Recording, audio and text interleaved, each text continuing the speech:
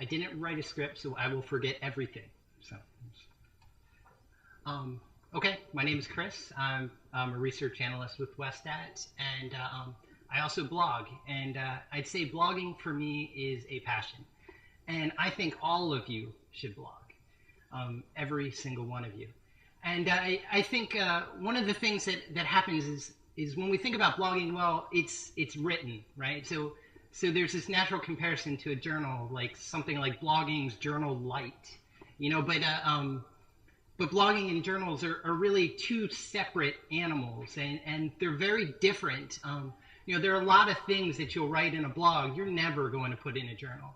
And the same goes the other way around. There are a lot of things you'll put in a journal that you're never going to put in a blog. And I saw this RSA talk recently about, it was a whole left brain, right brain thing. And I thought it really made sense here, because the left brain, it's that straight as an arrow kind of focus. And the right brain is kind of everything else.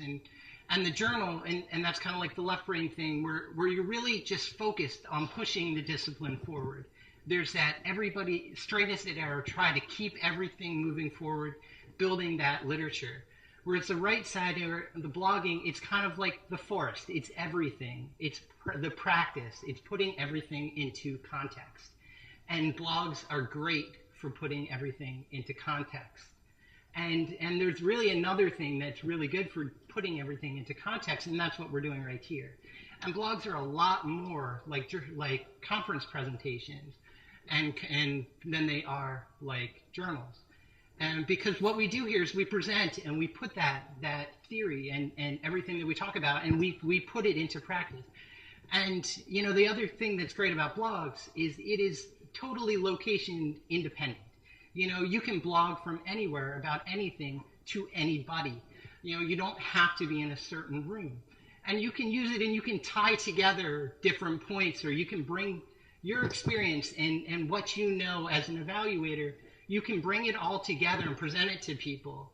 And then those people that you're presenting to, well, they can go to the bottom of your blog and tell you everything they think about what you just said. So, there's no peer review, but there is, because if you say something stupid, you're going to hear about it pretty quickly. About a year ago, I saw this article on the Chronicle of Higher Education. It said, YouTube better at funny cat videos than educational content, professors say. And I read the article, and I think they got it wrong. I think they used the wrong title. I think it's more likely that people who make silly cat videos are better than educators at using YouTube. Because I think we feel like the web is, it's user content. It's user generated. People fill the web with content. There's no Google out there blogging. Well, there are people at Google who blog. But really, if there's something that you value and you look on the web and it's not there, that means you should be the one, the experienced evaluator, adding the information for the web so that it's there. If you value good research and you want it to be on the web, it is your responsibility to put it there. And at least that's my feeling. And I don't know, I have the sense that one of the things that stops us is there's this little bit of hesitancy to come to, and really this has never happened. I know if it would be on YouTube. This would go right up to the top. But blogs are really great learning tools for the web.